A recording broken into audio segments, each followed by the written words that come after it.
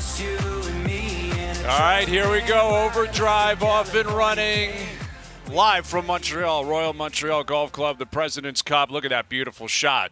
It's going to be a packed house out here in Montreal throughout the week. And we all made it. We all made it in different ways. We were all on literally different planes, in different cars, but we are here in the Bell Province, and we couldn't be happier. It's going to be a great week. I don't know what the reasoning is, but I think for us to get a real feel for what's going on here today, I think the superintendent, why not let us out for a quick 9 at noon? I agree with that. Just so we I get agree with that test idea. the greens, test the bunkers, just have a look around. I never understood that. When those guys are about to play a golf course, you can't touch the fairway. You can't walk on the green. You can't even go near a cart path. They don't want floaters walking around and hacking it up and what do you guys call it? Folding the sod? They don't need some folding to the sod.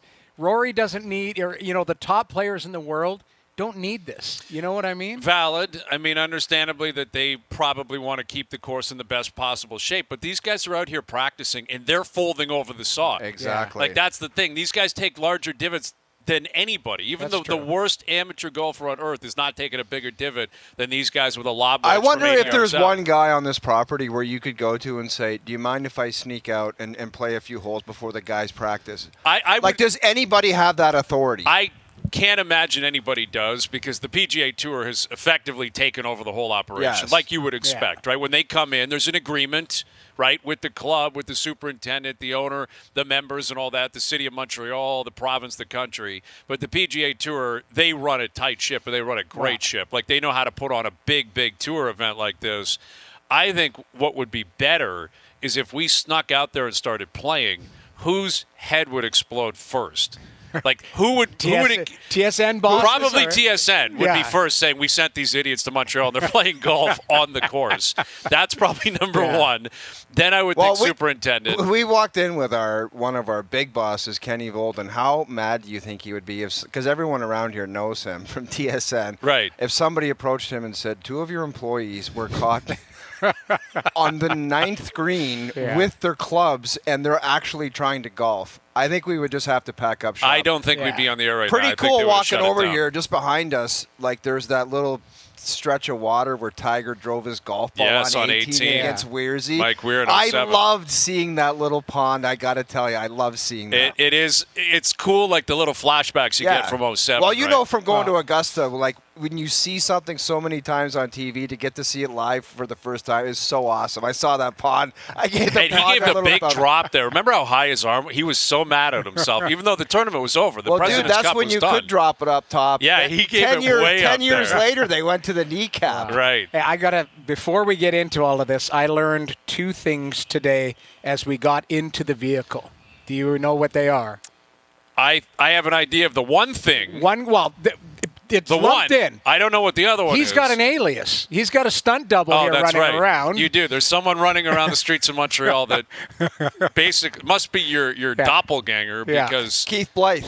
No, wasn't it Peter? Peter Blythe. Peter Blythe. Yeah. Where are you, Peter Blythe? Yeah. We need to find you in Montreal. Somebody, if you actually know who the guy is, because I had a small conversation in front of the hotel, and I thought the guy thought I was TSN, former Leaf player.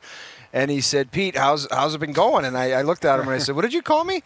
And he said, Pete, you're Pete Blythe, right? And I said, absolutely not. And it was the weirdest exchange ever. And I know the second thing you're going to say is I think I'm down to a medium. You're in a large. There was an argument about it, and there's no way. Listen, we are so proud. Yes. But you are not rocking a medium.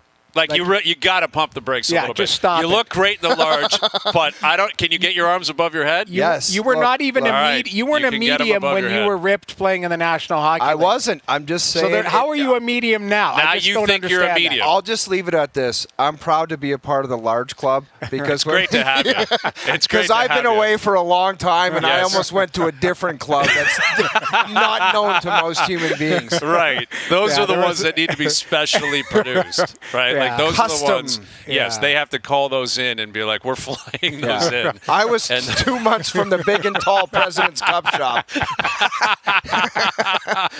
We'll have to get those flown in. By Thursday, we'll have them for you.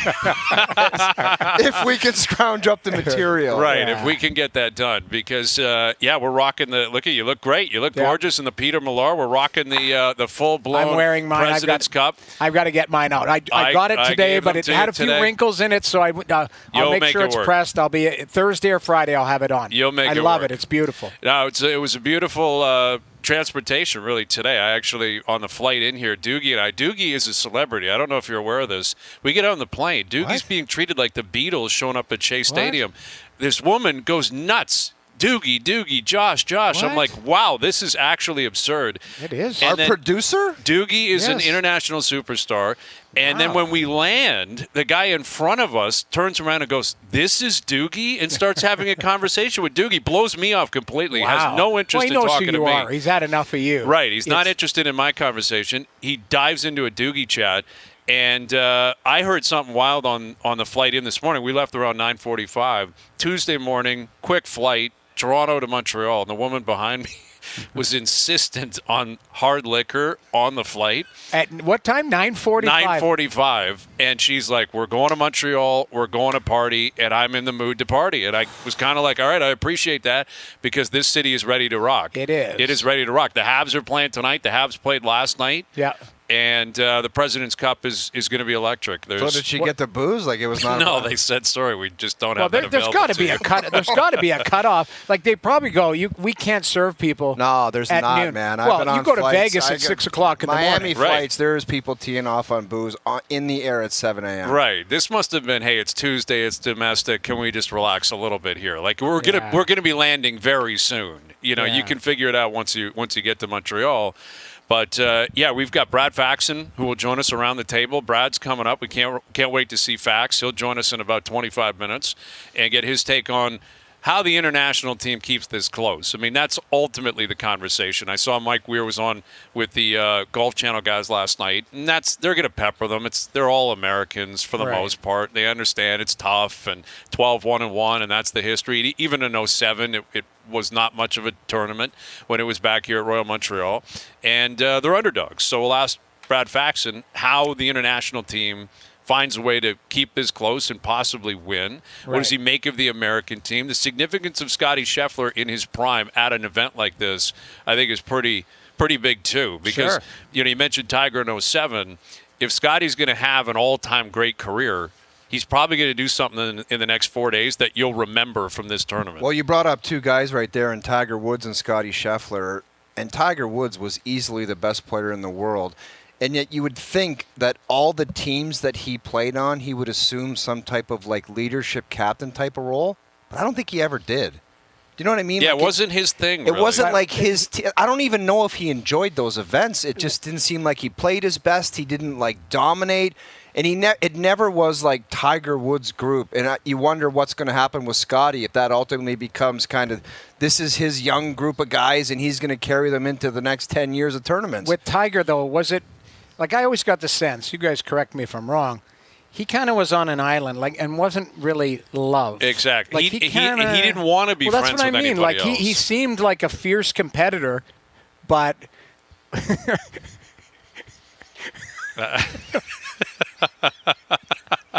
Go ahead, just tell him. You got you got ketchup on your nose. Barbecue sauce or something on right in the middle. No, it was coffee. Okay, you got this coffee. Dude, I was going to let it go until the break. Noodle, talk to him, man. He couldn't get you through it. Go back to Tiger. I sense that he wasn't loved by his teammates. You know what I mean? Like by his peers. Well, he was respected. right. Nobody really liked him. I think they were jealous of the guy, really, ultimately. Like he was in a different group. It was Tiger Woods than the rest of the PGA Tour. And I don't think he was a guy that was interested in teaming up with anybody on a 4-ball or anything that happened to be. But he's saying, like he wasn't the captain and all of that. It's probably why. Wouldn't he have been the captain of these teams? Wouldn't he have been the main guy? I mean, not as a player, but even you look at the Ryder Cup, a lot of people believe that he would be the captain next year at Bethpage. And instead of him, they're going with a guy who's here this week playing. Right. And Keegan Bradley. They're like, we can't. Tiger, and my guess would be Tiger said no. Like, obviously, they'd love to have Tiger in New York, Ryder Cup, be the captain. And obviously, he turned them down. But he has played his course. This was famously where Mike Weir, beat him on that Sunday back in 2007. So Brad Faxon coming up in 20 minutes. The Habs, again, are playing tonight. So are the Leafs. The Leafs are in Ottawa. So within the 2 hours from here, 2.5 hours from here, we got a couple of hockey games. Skeleton crew on the Leafs side, though, correct? Yeah, which is what we knew was coming because that's what Ottawa said. And Ottawa's got all their big boys playing tonight. Like that's naturally what you would expect to happen. But Nick Robertson's going. They're sending Easton Cowan. Bobby McMahon's going to be playing. And Stolarz is going to make his debut tonight in net. So you're going to have him playing. But I think I found it kind of interesting, but at the same time a little bit off-putting. Someone in the scrum this morning asked Robertson about Pacioretty's big night. In other words, why would you ask why would you ask him about another person's night? And the reasoning, I'm sure, was, in fact, I know, is like people are linking Pacioretty to his spot on the team. 100%. Like you're battling with Pacioretty, which is reasonable. But what is Nick Robertson going to say? I hope he was awful 2 nights ago. Yeah, it sucked for me that he scored twice and looks pretty good. Like that's just not something that you could ever expect an athlete to answer. And I thought he handled it appropriately because he said, no, good for him. That's great. Awesome. I know he's been through some stuff. But he probably answered the question and said, I can't believe that was my first question of training camp. Well, that's another thing. Like the eyes are on this kid because of the trade demand, which has been outed. That's another element here for Nick Robertson. People in Toronto know you didn't want to be here, and you lost that fight. You didn't come around and call up Tree Living and say, actually, I rescinded. I want to be here. By all accounts, Tree Living said, no one's calling for you. Right. We're not just giving you away. You have to play. And he had to accept that. So that's kind of hanging over him. And I'm intrigued by how he goes at it tonight. Berube was pumping his tires this morning, saying he's been very good Worked in camp. Hard, and talked about his work ethic, tenacious on pucks. Listen, you know what? I'd like to see what he brings to the table. He signed a contract. He didn't miss any of training camp. Yes, there's lots of noise around him. Well, how about show up and play well? And then force them to do something with it. Force your way into the lineup. He did have a good season relative terms last year with the games that he got in. He scored a lot of goals in 56 games. But it's the stuff you talk about, the details away from the puck. To get pushed off pucks. It's competing. It's all of the things that he needs to do as a young player to be an every night player.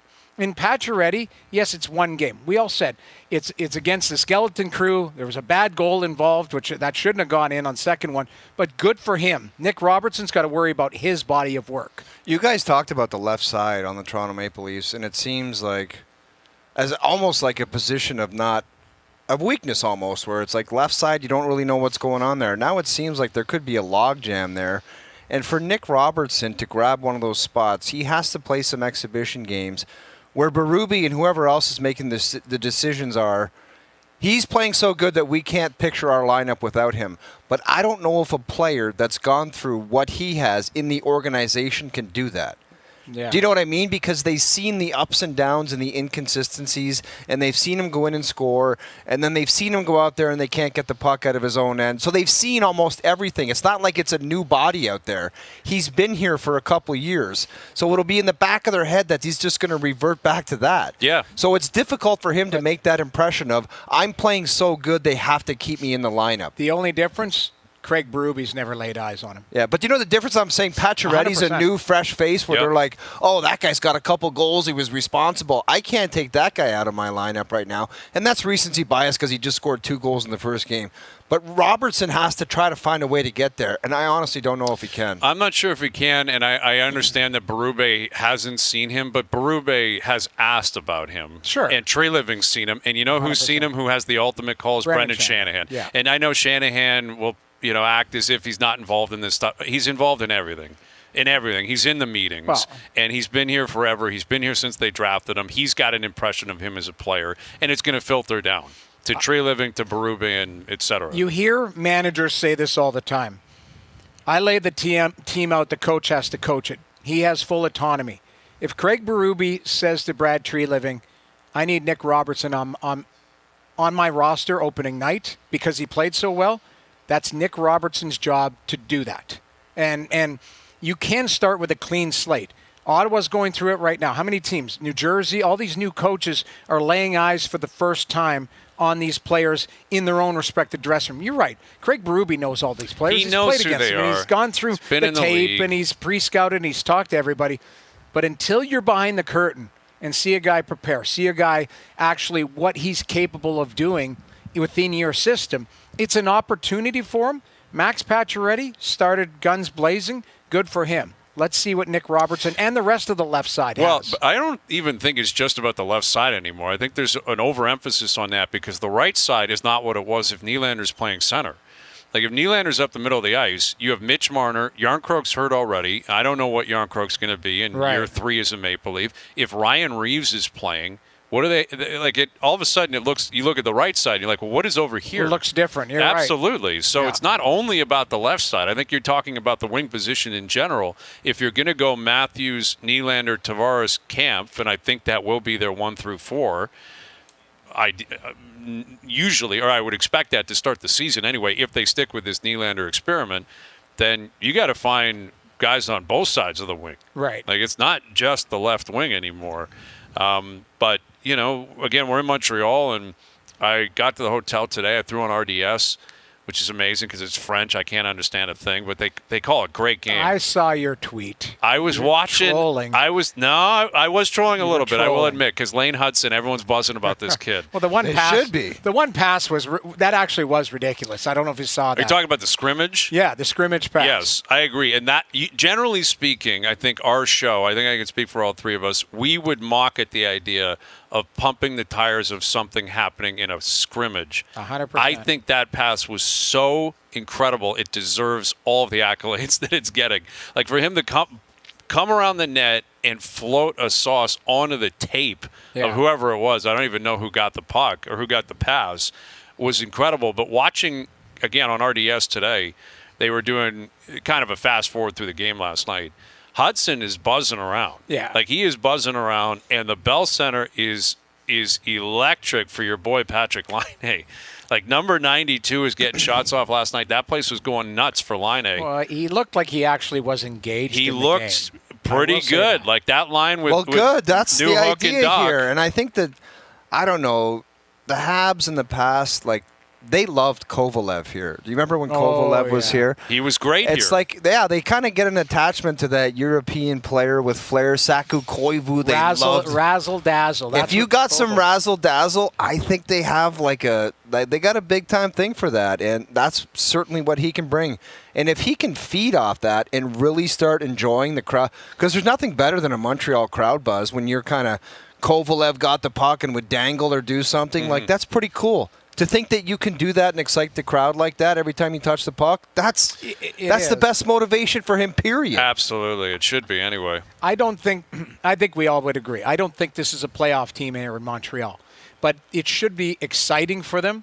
And you look at their roster, right? You've got Suzuki. If Kirby Dach could stay healthy, he's a nice player. He was really good the games he played last year. And that Alex Newhook they got in a trade, he's a really good player too. So you've got Newhook, you've got Dach. Those are two guys that really were kind of in and out of the lineup last year. Laine comes in. That's their line. That's the line they were playing last night. Newhook, Dach, and Laine. That's a nice-looking line if you could stay healthy and have good seasons. Oh, there's a bunch of what-ifs, right? And especially if it's your second line behind Suzuki, Slavkovsky, and Caulfield. Right. Like that, if that's their top six, again, I don't know if there's enough offense. There's enough offensive potential.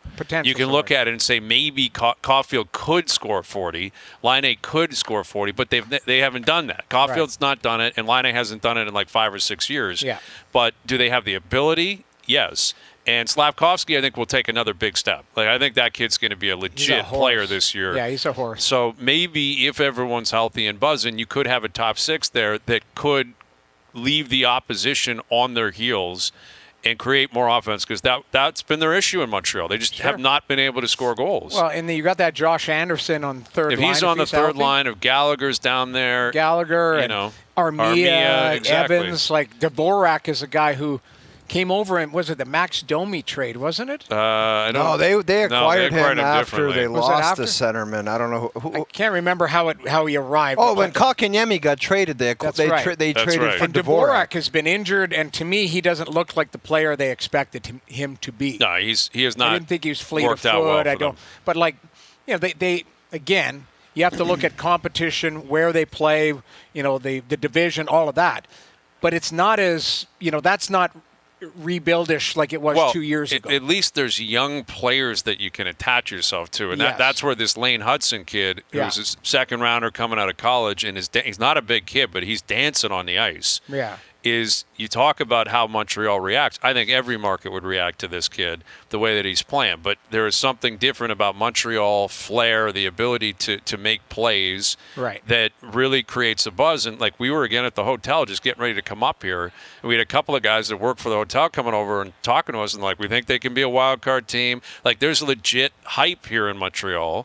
And I think it's overstated. If some of your fans think like that, then maybe it's mission accomplished a little bit right off the hop. Just getting them thinking like that. It's better than the opposite. Yes. Exactly. If I'm in the marketing department down at the Bell Center, I'm like, we have to attack this. Yeah. Like we got to attack. Yeah, maybe it is our time to surprise some people. Yeah. They got to prove it. I'm not putting money on it happening because I don't know about their goaltending. Their defense is still very young, and they've got to grow and find a rhythm. There's too many question marks. But we'll know the answers. But that's the thing, though. Every once in a while it happens in sports where you get a team that's really young but has talent that finds something. And it just works for them. And like you look in the NFL last year, the Packers were an example of that. Youngest team in the league. No one saw it coming. And then by the second half, they were all healthy and connecting, and they made the playoffs. I think they can score enough to keep themselves out of trouble. It's just the young defense core, how many mistakes they're going to make, and how much the goaltending is going to cover up for those mistakes is going to be the two factors if they can make some noise. Is Montembeault a legit number one? I mean, his stats. It's a serious question. Personally, I think he's more of a tandem guy. They like this Caden Primo, who's really an up-and-coming goaltender, but he's had some growing pains. But he looks like he's going to be a player. That's their tandem. It's a young tandem because Montembeault, I think, is 27 or 8. It's not like he's 34. So we'll see how that holds up. But there's the framework there. The fans should be excited because that's what they're looking forward to. And, start of the season, everyone's got zeros. Let's see what happens. Yeah. Right? And that maybe Caden Primo can get in the net and start ripping it this year, and it's a year of growth, and he can become that guy this year because they'll need it. That's what they need, man. They need that, and they need a great opening ceremony. Well, that's also imperative. They need a great 100%. Opening ceremony. He had a night last night, though. That's been kind of quiet. What was the what football? happened? Well, in NFL. In football, I know. I'd rather not get into it because we're not in the city anymore. We're out of the province. What a night. What a night. I'll tell you For what. you to pick the Jacksonville. What we were thinking. That's one of those things. Afterwards, you're like, that's the dumbest decision I know. I've I told you that last life. week when you make the pick, you're loving it, and then you're watching the game, and you're like, I shouldn't even be on television. It was over. That's accurate. It was over the first drive. We talk about playing Royal Montreal. Yeah. That pick should have had my credentials rescinded. Wow. It was brutal. Now, the reasoning, again, I stick by the reasoning. I just didn't think I had the answer that the Jags were officially done and quitting on Doug Peterson and Trevor Lawrence. Lawrence was horrendous last night. Yeah. Horrendous. But also on the other side of it, how great the Bills were. And I've been bullish on the Bills. I've been saying throughout the summer and into camps, I think they win the AFC East. I still think they're really good. And they've just bullied teams. And that I got to give full credit to Josh Allen, the Bills. He's slinging the ball around. All these different guys are catching touchdowns. Wow. And the Bills on Monday night made a statement last night. And you got to give my Partsy credit. And Washington was a brilliant call because, you know what, that Jaden Daniels, he was perfect. Oh, my God. Last night. He just runs. He's unbelievable. That throw he made, though, to win the game, that throw to McLaurin was unbelievable because the Bengals, they sent a blitz, and the guy's coming at him on that angle, and he knows he's got to take a hit. Daniels does. Yeah. And he threw a dime in a window that you had maybe a foot. It's either out of bounds or McLaurin can't get his feet in. Like, that is such a perfect throw to close a game for a rookie playing his third game of his career on the road in a must-win for the Bengals. Yeah. As much as it hurt, Hazen, bro, I got to just tip my cap, man. I got to give full credit to Washington, and that quarterback is something down there, man. Yeah. He looks unbelievable. I just noticed Al's brother was very quiet. Very quiet. Yeah, it's one of the best turnaround weeks of like if you talk about a perfect night. There's one thing about going 2-0 or whatever, but to have the win and the loss like that, it's one of the best nights ever. I hate the double shot Monday nights. I don't like them. You got to give it prop though. As far as a Monday night, like that's as perfect. Very well done. It was a very well put together evening for you guys. I'll give you credit. And there's 2 games next Monday. So we're going to have an opportunity for redemption, and Hazenbrough will do just that. And this isn't on Al's brother. I was pushing the Jags. I want that clarified. Oh, we know that you take full ownership of the squad. I take ownership on that, too. I really was buying into the idea they're 0-2 and they're going to show up and fight, and they did the complete opposite. Although I do have to mention one thing, and I do not like airing out dirty laundry. I got a text message of a screenshot of communication between Al's brother and Luke, and Al's brother was like, my intel said Bills. Of course. So he's sewering me. So he threw you under the bus. He's throwing me under the bus indirectly. I think it was just football talk, but he said my intel in my head was saying Bills the whole time. That's really disappointing. Everything I've done for him. Yeah, you have. I've done a lot for him. You were very patient with him. I've been very patient. There was not a comment underneath saying, I can't believe he picked that. It was just, he just said his football mind and his heart said Buffalo. That's all I read. Okay. I'll have to pull it up and you can read it. I want to read that personally because if there's any truth to that, and if there's a shred of throwing me under the bus, that could be the end of Al's brother. Yeah. It may be the end of the road, and ayahuasca or otherwise will not help him. Yeah. All right, Overdrive continues, brought to you by FanDuel, bringing you everything from the opening line of the final score. Jay's back in action tonight. Bowden Francis on the mound, so we'll get to that a little bit later this afternoon. We're looking back on the 2 games last night. The Leafs in Ottawa, we'll tee that up. The Habs are back in action tonight, and Brad Faxon will join us around the table. We're live at Royal Montreal, President's Cup. Can't wait. We're here all week. Overdrive continues. TSN 1050 and on TSN 4. All right, Mike Johnson will join us just after 5 o'clock. We're live at Royal Montreal. We made it. We're in Quebec. The President's Cup has arrived. Tee off on Thursday. We're here until Friday, and we're going to be joined by a number of people around the table. But, man, this is going to be a blast because he's been on the show so many times before. It's great to see him in person around the table. There he is, Brad Faxon. How you doing, Brad? Good to be with you face to face. Great finally. to see you, man. I feel like I'm on know all you guys. That's right. I feel like I'm on a legit golf broadcast right now. I love it. We're in the 18th booth right now. I love it, man. I love it too.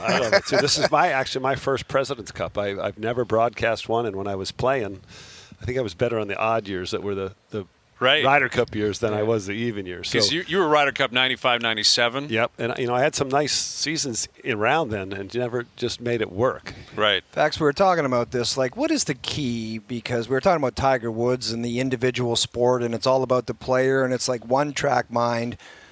Do you get the sense that they get the team environment, or has it just happened recently, or has it always been that way? Because it's all the individuals, and then they come together. They're playing at the different times. How do they actually come together as a team? There's so much to that question. You think about the success the U.S. team has had in the President's Cup, right? They've won 13 out of the 14. Some of them not even close. They do well internationally. They do well when they go outside of the U.S. Not so much in the Ryder Cup. It's really the same guys, different captains. And what's the difference? Is it the confidence that they know they are on paper probably a stronger team than the internationals? Or is it the hype of the Ryder Cup that can get you more nervous? Or when you go Or is it the Euros care more? Is the Euros the team? Yes. They find a way to come together as a team despite having everything world ranking wise, it's really something somebody should write a book about because the European team has done an incredible job at rising. I have a feeling this is a little bit different. One of the reasons why, last President's Cup, Scotty Scheffler went 0-3-1, hasn't won a match, but he's a different Scotty Scheffler now, right? His last 2 years have been remarkable. What he's done, led. I think of all the things that he's done, you could list number 1 at everything. He was number 1 in scoring all time last year. And I think that he and Xander Schauffele, 1 and 2 in the world, they lead by different ways. And what I mean, Scotty Scheffler's kind of a quiet guy, but everybody knows how good he is. And today Russell Henley told me, I've played with Scotty already a couple days in the practice rounds. I'm thinking we may play together. He doesn't know. But he said he's so good. He has the respect of every single player because he never seems to Sometimes that's all you need is to be that good. A bad shot. And then what I also heard, Brandel Chambly said Jim Furyk came on the set yesterday at Live From on Golf Channel, and Furyk said the guy in the locker room that surprised him the most has been Schauffele, being more outgoing, more exuberant than he thought. But he said he has 2 leaders, and they're both 1 and 2 in the world. Pretty good. You were talking about, Jeff was talking about all these great players coming together as a team. Is there anybody in particular you're looking forward to watching this weekend individually? Well, it's funny how the NBC is going to do a setup a little bit differently than what we've done in the past. I've worked on the 18th Tower with, I think, 9 different analysts, like myself, alongside Dan Hicks, alongside Mike Chirico or Terry Gannon or Steve Sands. But this year it's Dan Hicks, and I'm doing only the American players, and Paul McGinley, the Irishman, is doing the international team. So, do you mean if an American play, you only comment on an American player shot? Yeah, really? I guess I can laugh if it's an international shot. But do you find that weird, Fax? I think it's weird because we usually do it by odd and even holes, right? I do the odd holes, and the other analysts would do the even, or vice versa. So my insight here on the American guys is, we're used to seeing at the Ryder Cup, Scotty Scheffler and Sam Burns are best friends. They play every practice round together, same as Xander Schauffele and Patrick Cantlay. And you would think that would be an obvious choice for teams, but I don't know if that's what it's going to be.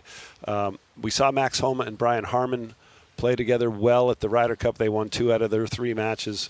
Homa's kind of, I hate to say he's the weak link on the team because he's 24th or 25th in the world. He's the lowest ranked, the farthest down. Hasn't been playing great by his standards. He's trending either. Not great, but I think he's got a point to prove. And I think in team play, you can pick yourself up, right? And the other players help to pick yourself up. I mean, when you're playing individual golf week to week, you can't go play defense if you're not playing good. You don't have somebody to, pull you along. Right. And I think, when you're out there and as nervous or as juiced as you can be when you play, I think you can do other things that can help the team. Just the way you talk to your opponent, your partner, and I think we might see some cool pairings too from the U.S. I think we'll see, instead of seeing Patrick Cantlay play with Schauffele, we'll see him play with Sam Burns. I think Wyndham Clark and Keegan Bradley. Now what an experience for Keegan Bradley. This is right. He's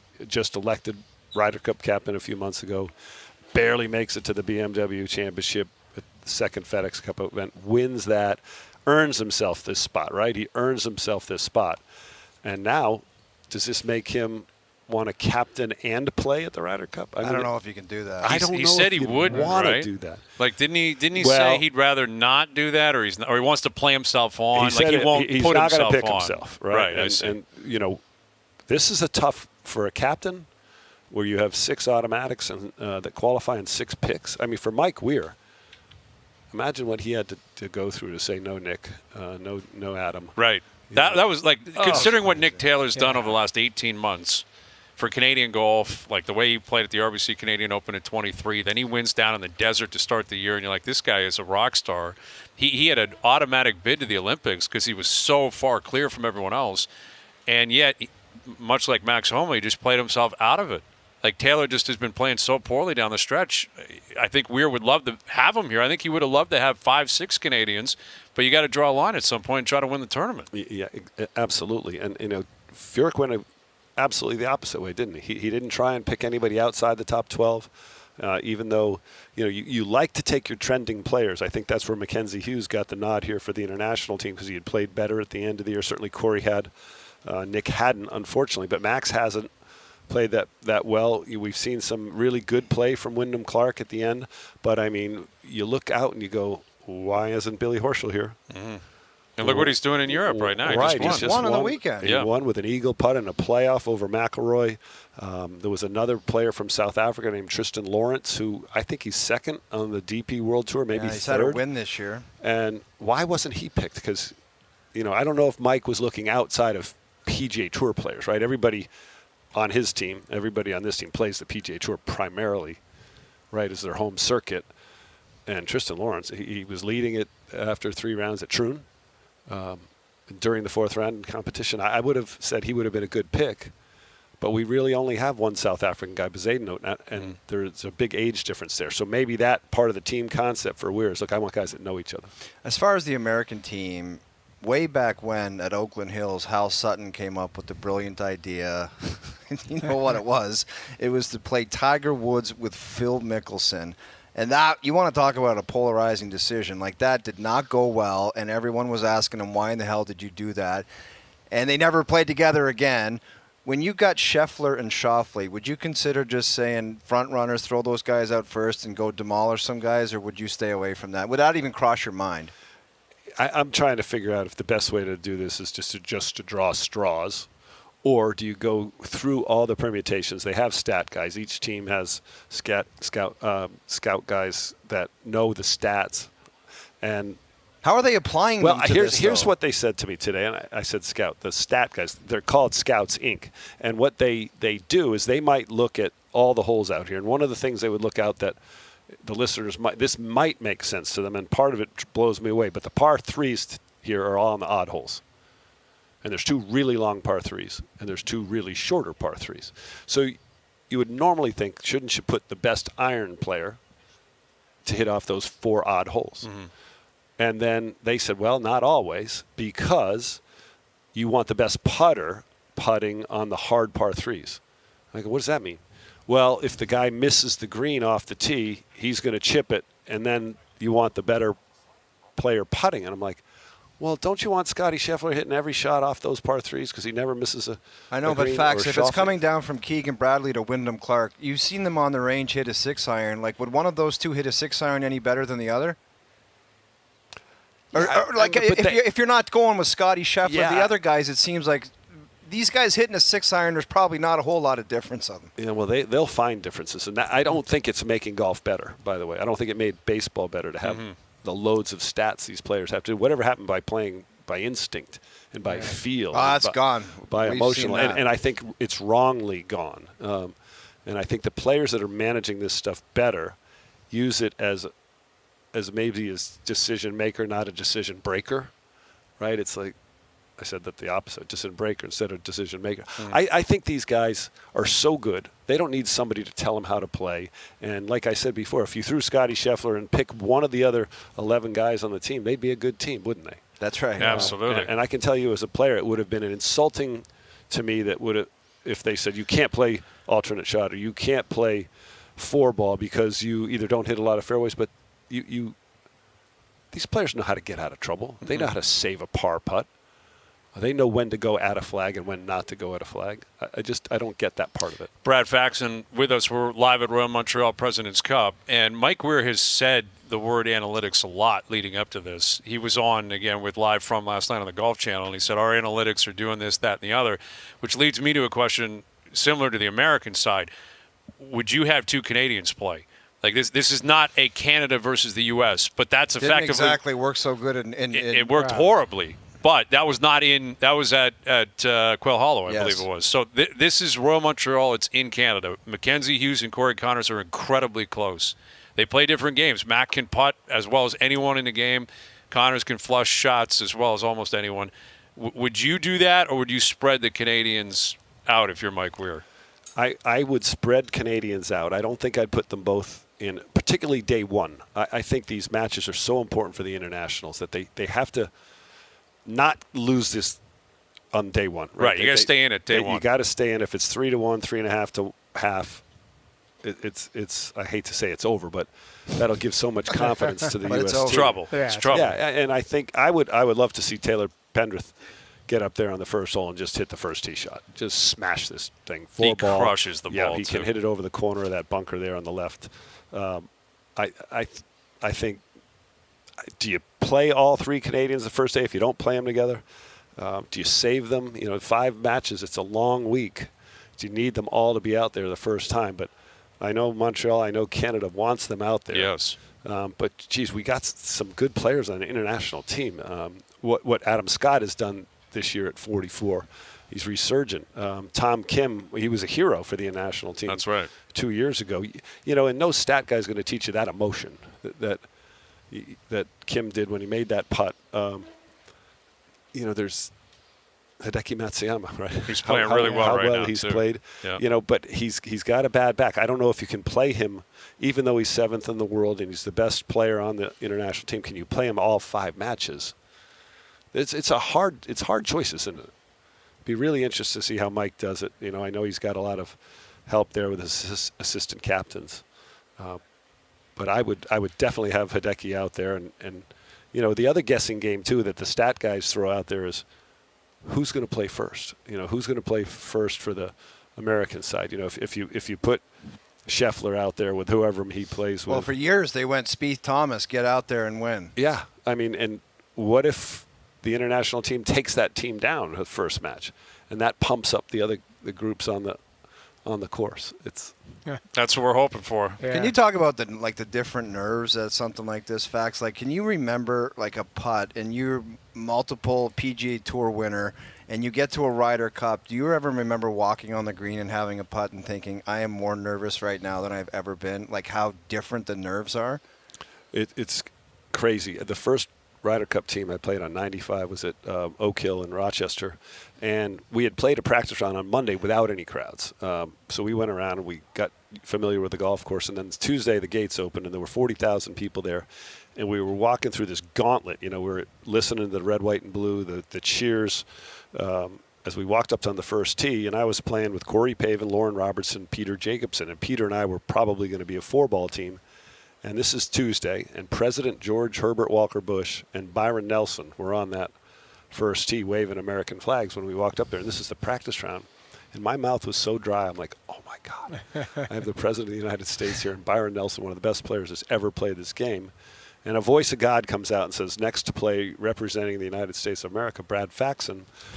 And I am like, oh, my God, this is as nervous or excited as I've ever been. And I was playing well, so I wasn't, like, choking, but I just said to myself, I better just get this airborne and hit it out there, because if Lanny Watkins sees a bad shot, you might not play, right? He was our captain. And we all hit decent shots down there. But if you fast forward to Sunday in the singles matches, you asked about putts that you remember. Who did you play against? I was playing kind of an unheralded English guy named David Guilford. And David Guilford had played very well that year in England. He was Seve Ballesteros' partner when Peter Jacobson and I played them in 4-ball, and they took us down 2-1. And Seve was horrific. He had driver yips then, and Peter and I, we didn't play our best, but it was a good fought match. So now I'm playing Guilford, and we're neck and neck. Who's winning? We're pretty tied to this match. And I came down to the 18th hole, and this guy was getting up and down from everywhere. And he had hit his second shot at Oak Hill's 18th hole way over the green. I had bunkered my second shot, not a tough shot. And he left it short on his third and had this difficult chip shot that he hit like 18, 20 feet past the hole, and I hit it to like 7 feet. And he makes this one for a bogey. No way. So now I've got one of those putts.